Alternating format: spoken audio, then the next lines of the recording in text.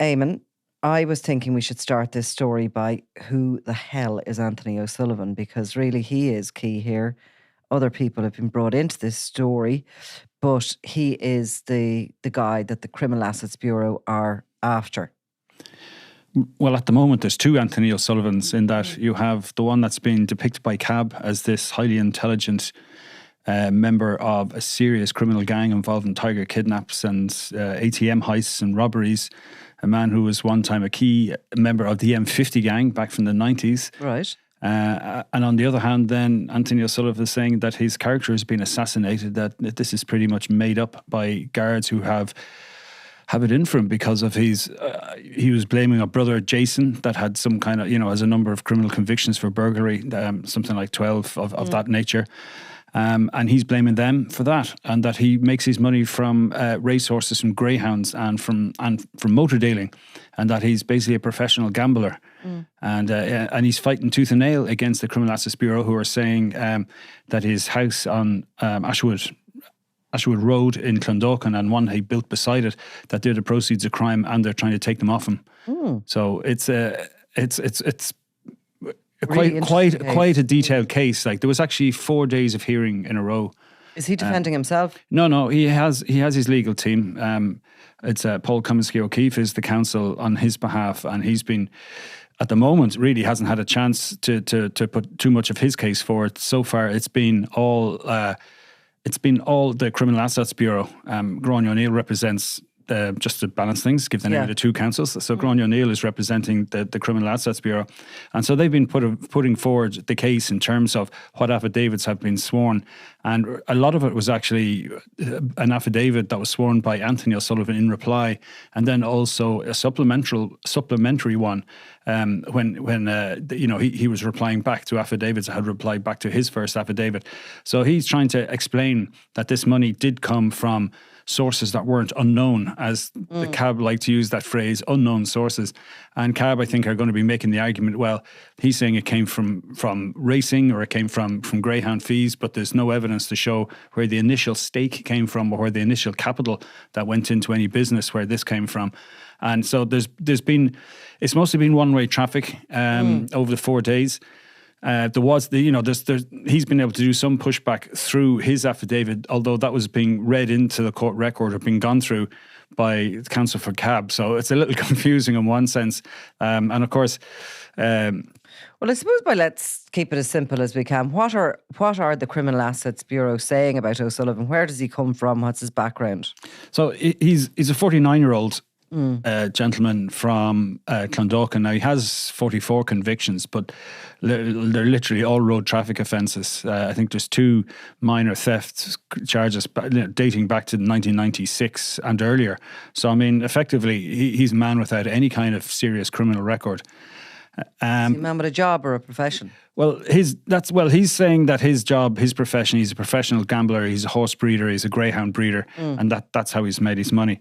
But the Criminal Assets Bureau are putting a completely different slant. I mean, they've described him, as being linked to, I guess, one of the most notorious burglary gangs in Ireland, the M50 gang, who we've spoken about before, also known as the Subaru gang, and the guys who used the high-powered cars. When were they around?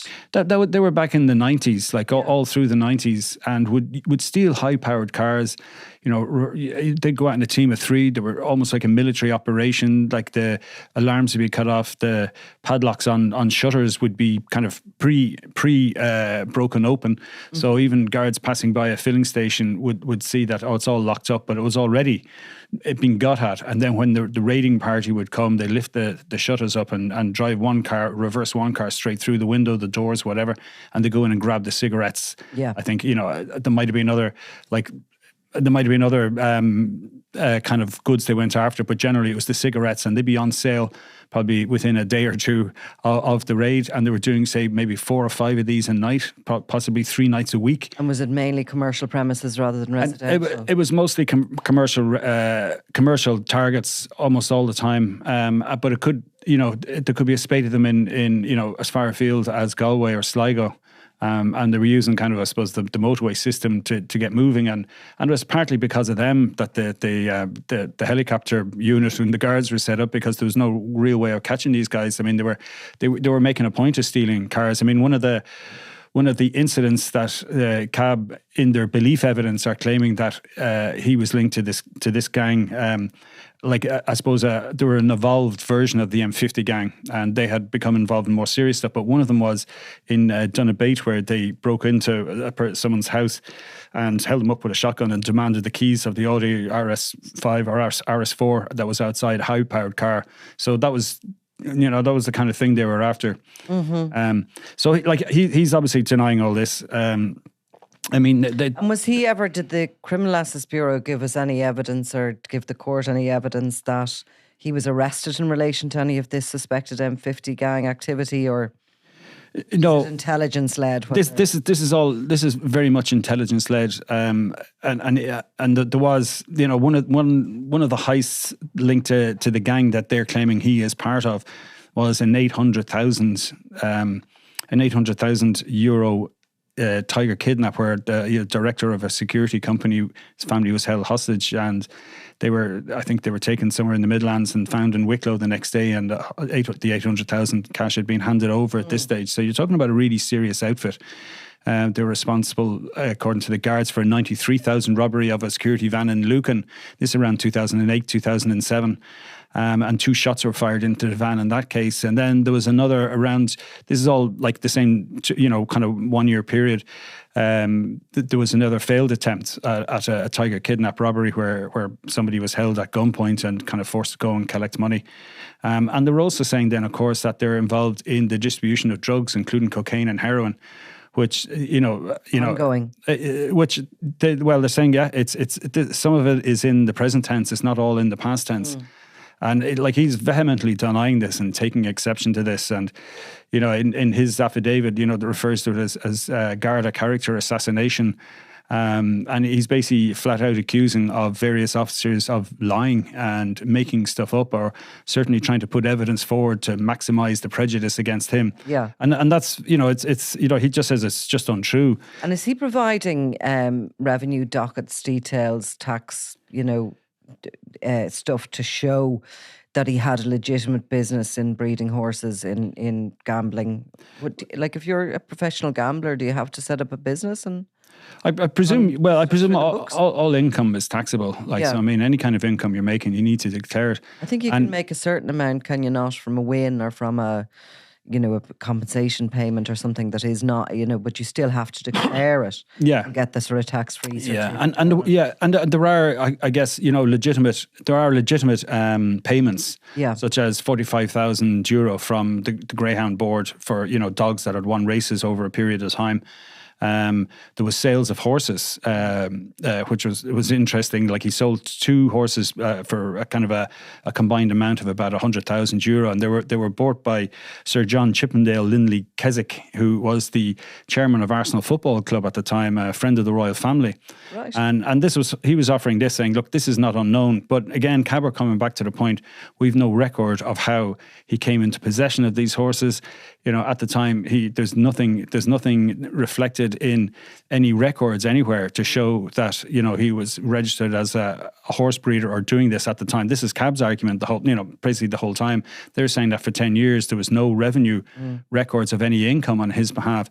Now, in one of the affidavits, he does mention that he's had to look at regularizing his accounts, and he does face up, as he puts it, he'll have to face up that there will be a liability. Yeah. That he hasn't, he admits he hasn't declared all his income, but he's absolutely vehemently denies that it was from this criminality. And his argument has been that he doesn't believe that the intelligence exists, that the Garda intelligence exists, that paints him in such a bad light. And he's tried a number of applications to be allowed to see this evidence, but but he hasn't been allowed to access any of this. Unlikely that they'd ever allow that be given up in discovery without an argument because of the nature of it. But, at the heart of the Criminal Assets Bureau, the legislation that surrounds it and how they do their business is that it's the defendant who has to prove their innocence, essentially, isn't it? So this is O'Sullivan that's going to have to prove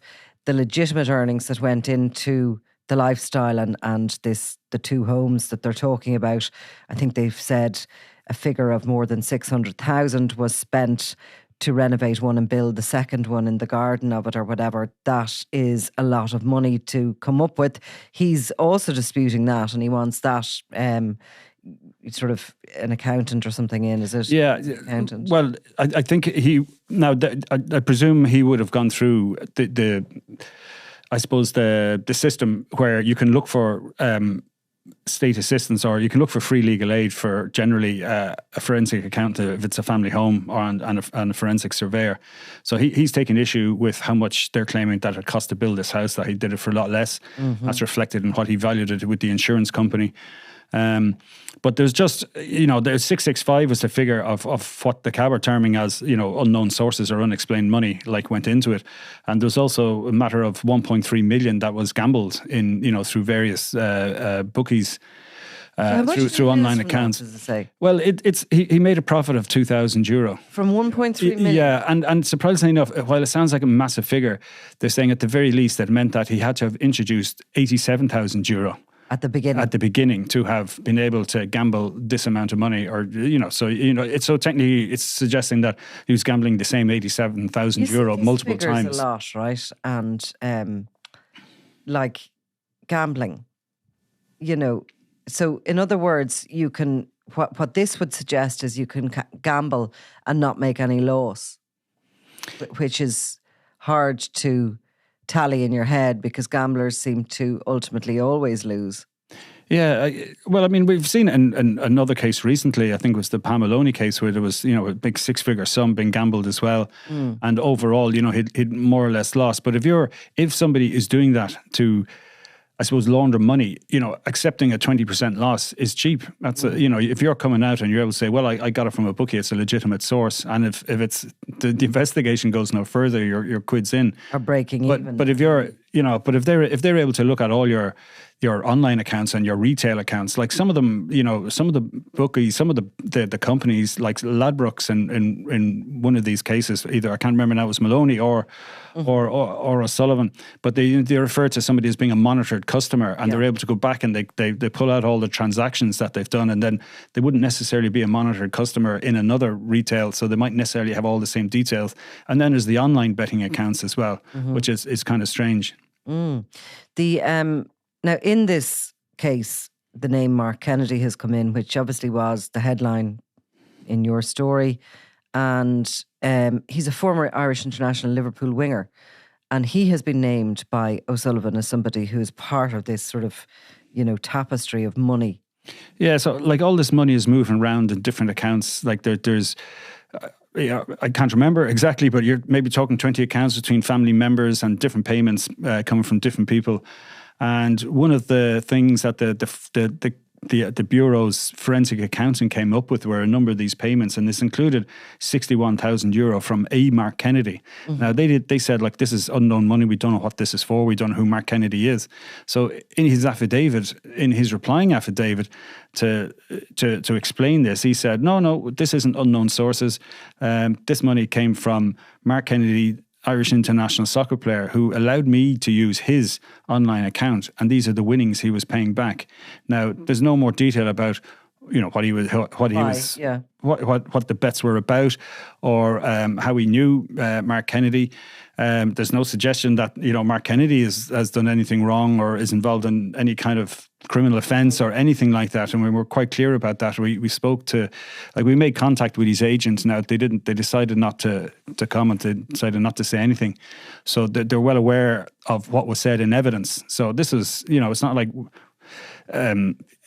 information that's been passed on to us about somebody, using someone else's online banking account. This was sworn evidence. Somebody else's betting account because you had been some way banned, or you were, was it because you were on a red flag alert within your own accounts or something? There could be many reasons, but I don't know. In this case, I certainly don't know, and I wouldn't like to speculate in case we're putting forward a suggestion that anyone in this particular case has done anything wrong. But it wouldn't be normal practice, I don't think. Would you hand over your BT card to anyone to go and do a bit of shopping? So, unless they were very close to me, I have to say.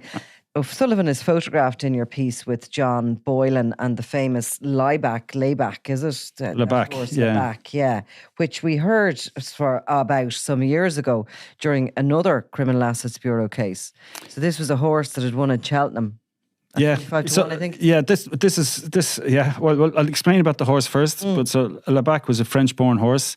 Who was extremely promising, really good horse, but had a quirky feature of when the race would start, he'd just stand there and not move. Oh, right. So there's a name for it, but so basically he wouldn't start the races, but the races he did start, he would do very well or would win.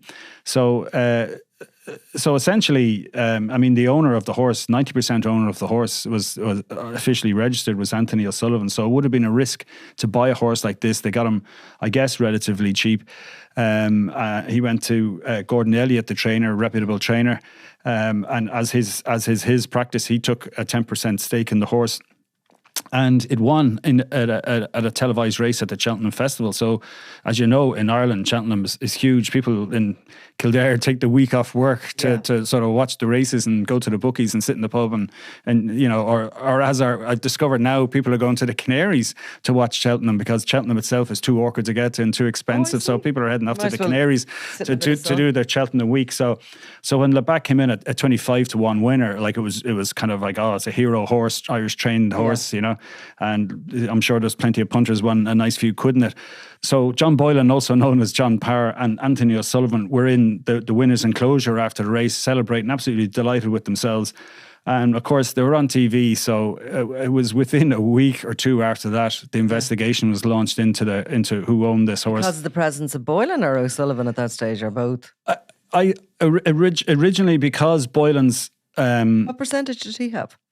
Well, that's the point. There was argument over this. Right. So they've established, the guards established in the case against Boylan, also known as Power, that he was making the payments. The payments, for the horse had gone through him. Anthony O'Sullivan kind of contended that he was the full owner, and that he agreed to kind of unofficially allow him to have 45% of the horse, like they basically half their stake, so that they were co-owners. But the cab went to court. The horse was seized. It actually ran a race while technically it was kind of frozen by cab in Punchestown. And there was apparently armed guards on site to make sure, nothing was done to the horse. Did it get injured or something like that? What happened then was it did get injured, and there was kind of an attempt in the High Court to kind of get some kind of compensation as a result of that, which didn't work. Yeah. And at one point, Anthony O'Sullivan came forward as saying that he was the actual owner of the horse, and he kind of attached himself to it.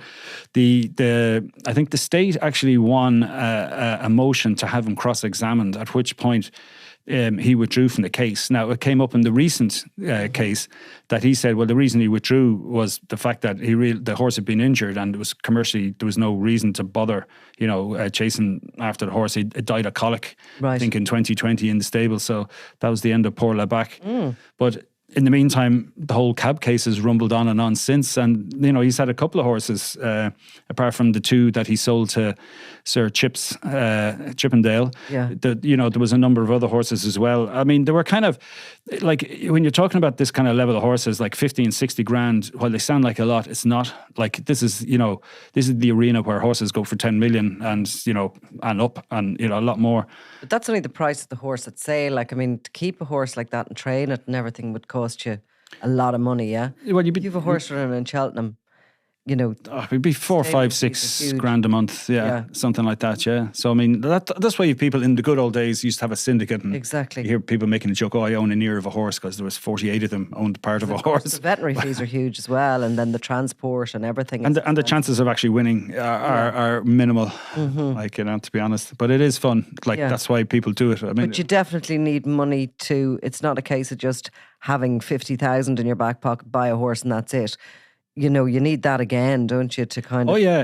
Well, it's like buying a football club or whatever, or a rugby team. Like, it's going to be an ongoing money drain, essentially. It's fascinating, all of this, though. And and obviously the Mark Kennedy thing makes a headline, but we have no idea what was going on, other than O'Sullivan has claimed in his affidavits that he was using Mark Kennedy's online betting accounts. He won this amount of money, and that Kennedy then paid him back because it was his money. Yeah, there was two payments. There was basically 61,000, two payments, one in 2010 and one in 2011, and that's it. Like, I mean, that's the sum total. And no suggestion how Kennedy and O'Sullivan know one another. Were they friends or were they? No, there was no suggestion. There was nothing mentioned in the affidavits about that, and and even in the back and forth in court, there was nothing about it either.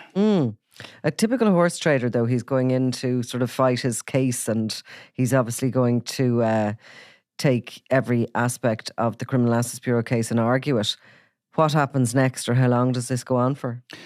That's a good question. I don't know. I mean, he did have a certain victory in that he was able to bring the Chief Bureau Officer, Chief Superintendent Michael Gubbins, to the stand and to allow him to be cross-examined. So he was coming up with...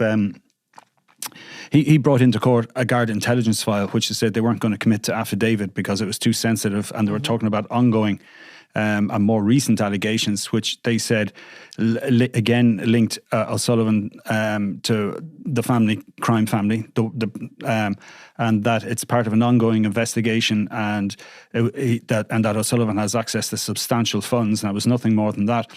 So the crux of O'Sullivan's argument, as put forward by his counsel, has been that the guards are basing all their belief evidence on privilege, on privilege evidence. And they're saying, well, it's privilege because it's either A, we want to protect sources, or we put people's lives in danger, or we'll endanger an ongoing operation. They'll say, well, look, how can something still be ongoing? You're referring to, like, they link him to like the likes of Paul Wright and Christopher Zambra, who was murdered, and Paul Kavanagh, who was murdered, and they're linking him, to stuff that happened, 2019 or whatever, and further back, and they're saying, well, just because something happened a long time ago doesn't mean it's not ongoing. As we know, investigations go on for years, but there does seem to be, according to what Gubbins was saying, or not what he was saying, but like what he gave in evidence was that there are more serious, more up to date, and more current allegations going, and that O'Sullivan has been linked to these, so that his involvement. So basically, they're trying to say in their belief evidence. Yeah, of course, they have been in the news only recently because they are being investigated because of the Ghost Network hack, and a number of key members, the leaders actually of the grouping, brothers from the Ballyfermot area, were arrested, and there's a file to be sent to the DPP in relation to their activities in organised crime, in money laundering, in drug supply, etc. But we've been told again and again that the family are the number one target of the Gardaí in the country at this stage. The Kinahans are gone out of here, dismantled here in Ireland, while they are still supplying the market. The family have remained in the country and have basically, expanded beyond all proportion since the last 10 years. They don't even look like what they started out as at all, which was a heroin grouping, but they've become massive, and they're some of the key suppliers and movers of drugs and etc. around the country, and money laundering, have a sophisticated money laundering wing. So, while I'm not saying O'Sullivan is linked to that investigation, that is the current live investigation that's going on with the family. And presumably the Criminal Assets Bureau are also there. Because they're the top target in the country, the Bureau are also in place. They're part of the policing programme when gangs are targeted. Yeah, and again, O'Sullivan, as I was mentioning, was doing his best to get a glimpse of this, and this is why Michael Gubbins was brought to the stand. And interestingly enough, like he said, look, Judge, I have the guard intelligence file here. You can read it if you want. And the judge was made the point, Judge Alexander Owens. He says, well, if I'm going to read that file now in court, it's only to see if the claim of privilege is correct. In other words, like, he's not going to make any judgments any other way. He says, however, when I read that information, it may boost the belief evidence on the behalf of the guards. So he said, like, well, what do you want to do to O'Sullivan's team, who more or less said, well, we actually don't require you to read it in that regard, But they were saying, like, they're left kind of trying to fight this case, one hand tied behind the back, which is their argument. But again, I suppose that would hold up. What's in that file? They don't know what's in that file either. And I it's anyway, I won't speculate what was in it, but it was a big one. Yeah. But I mean, again, it doesn't mean any of those pages. There might have only been one sentence in relation to Anthony O'Sullivan on it. We don't know. Yeah. But he took his he sort of, that was a bit of a gamble as well. What isn't it? What was being offered to his barristers? No, well, I think it's a straight up. I mean, they're saying, look, Judge, we haven't been able to look at this because he had, because there was kind of a second and a third supplementary affidavit sworn by Michael Gubbins, because he had gotten more information since the previous affidavits had been sworn by the various guards who were backing up the cab case. You're talking about a detective inspector from the organised crime and drugs unit, and who's made a lot of the most serious allegations, or not allegations, but the most serious kind of belief statements against that would have that were against O'Sullivan. Describing him as a highly intelligent person who has masterminded some serious crimes. So you're talking about someone who the guards, as far as the guards are concerned, he's a really serious player in Ireland and Dublin's underworld. And O'Sullivan is saying he's just the victim of absolute Garda, corruption, really. He's suggesting it's character assassination. He categorically denies this.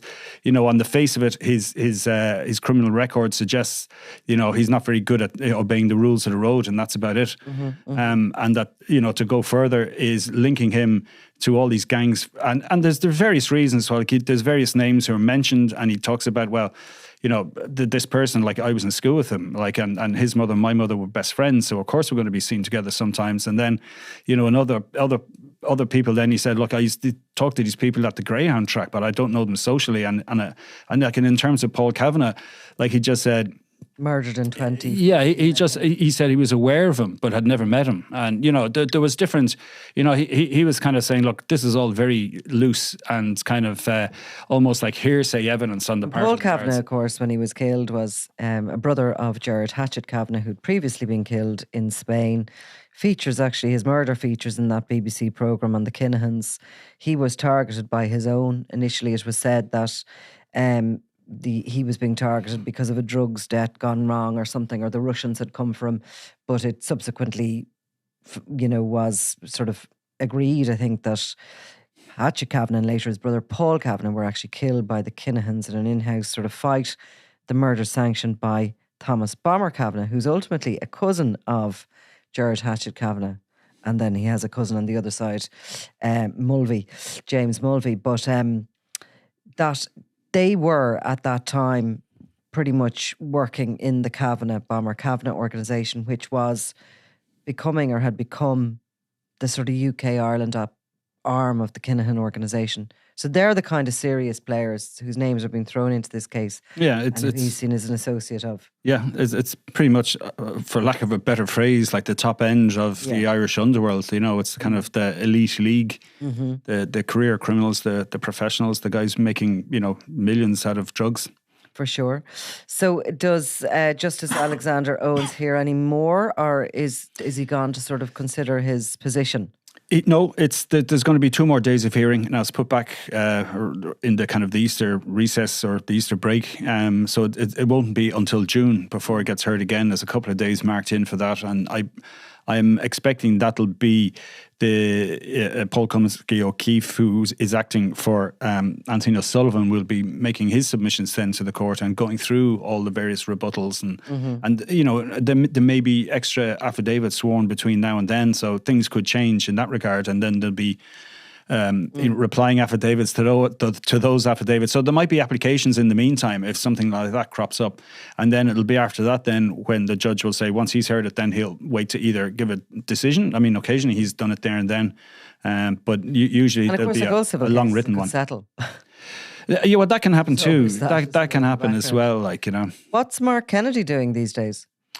Well, according to the internet, because I wouldn't follow soccer closely, he finished playing, I think, with Ipswich Town around 2011 or 2012, and he's had a number of management jobs reasonably successfully. I think last year he was briefly linked to the Ireland job at one stage, and last job he's had in football was League Two Swindon Town as manager of that, which would be kind of the old 4th division. And I think he left that position anyway. I think they had a number of losses in a row. So according to all the various football sites that I can find, that he's not currently he's not in a high profile position anyway as a kind of a soccer manager. Might make it simpler for him not to have to comment, I suppose, when he's not in a high profile position. Had he been, he might have felt the need to. to say something. yeah. I guess so. Yeah. There certainly won't be any pressure from Yeah. board holders or anyone like that. So Interesting case. Well, you come back to us in June when it gets up and running again. We'll hear more, no doubt. Absolutely brilliant, Eamon. Thanks a million. Always a pleasure, Nicola.